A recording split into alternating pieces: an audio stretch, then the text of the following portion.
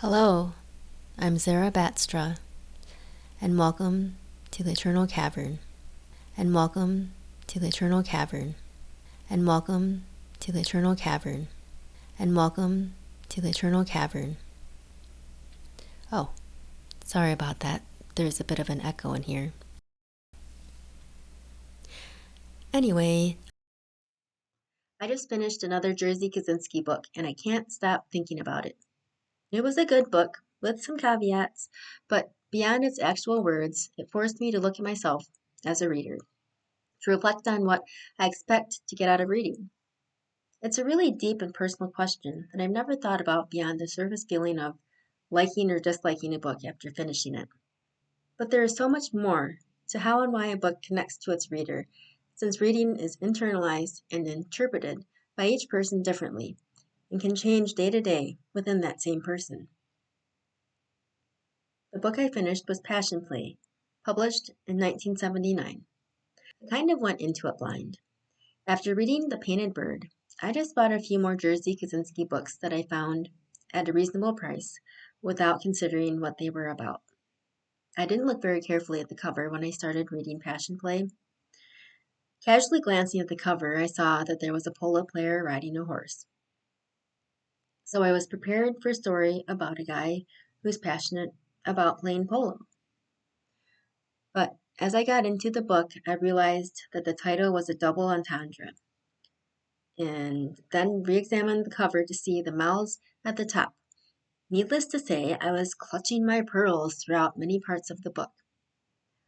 Although I was uncomfortable at several times while reading Passion Play, I recognized that Kosinski was writing about some very real and horrifying things that happen in our imperfect world, such as human trafficking and child exploitation, animal cruelty in the athletic arena and for land development, racism, and classism, while also highlighting the struggle of coming to grips with aging in a world that is dominated by the youthful.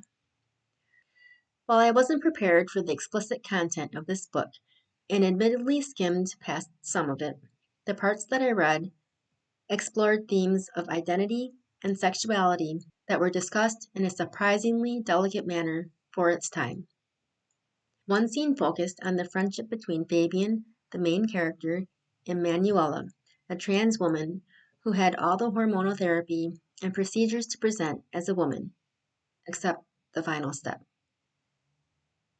It discusses the unfair position this character had that caused her to, during intimate encounters, either deny her physical pleasure to uphold her female identity or to expose her hidden physical attributes, to be fully involved, but to be no longer seen as she wanted to be seen. Here is an excerpt. He could have her, he would tell himself, in this fashion, on terms that were arranged by her to satisfy and please him, a man, one of those beings from whom she now saw herself estranged by her femininity, the spirit of her own world. He was aware that for her to offer him more of herself, to lay open to him her entire body, would be to give him less of what she perceived as her essential self, would make her betray what in herself she loved most. He says it so beautifully, and this dichotomy doesn't just apply to trans people. It speaks to anyone who doesn't feel comfortable in their own skin and risks their self-identity to be totally vulnerable or misses out on true intimacy in order to not be fully seen. Since that topic resonated with me so much, that part was the highlight of the book for me. Admittedly, I skipped to the end of the chapter solely focused on the protagonist and his barely legal partner's never-ending escapades in a sex club. I might have missed some more poignant scenes, but I couldn't keep reading several pages of explicit content.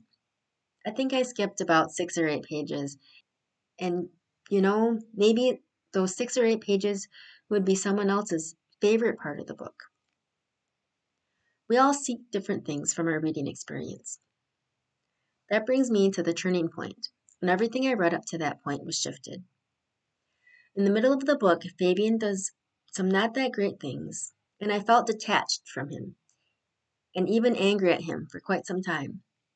Then, the penultimate entry. The book is made up of many separate segments. Some are descriptions of the present, and some are reflections on past experiences.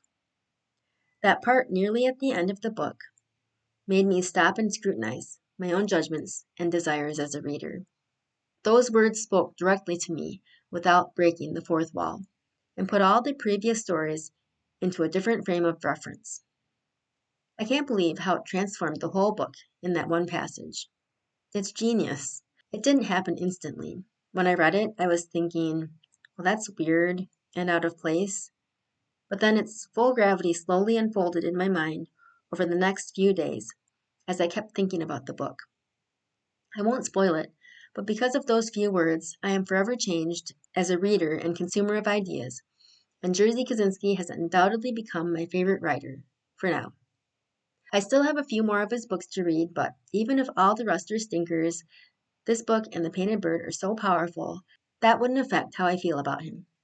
He was brilliant, and I won't entertain any of the slanderous rumors that accuse him of not writing his books. It's bigoted jealousy that spawned those lies. So what if he didn't speak English fluently? It's prejudice to think that just because English isn't someone's first language that they couldn't possibly write amazing books on their own. Yes, his books differ from one to the next, but isn't that a sign of creativity? And even with their differences, all of his books that I have read have something special that speaks so deeply to a part of me that no other books have spoken to. It is undeniable that they are all written by the same amazing writer. Of course, this book isn't for everyone, which is evident when you read some of its reviews. And admittedly, some of the book wasn't for me. But I'm willing to overlook the parts that I didn't care for and appreciate Passion Play as a masterpiece of innovative fiction. So if you like books that do more than just tell a straightforward story and you don't mind feeling uncomfortable or upset, give Passion Play by Jerzy Kosinski a try. And read passionately. Thanks for watching. I'll see you next time.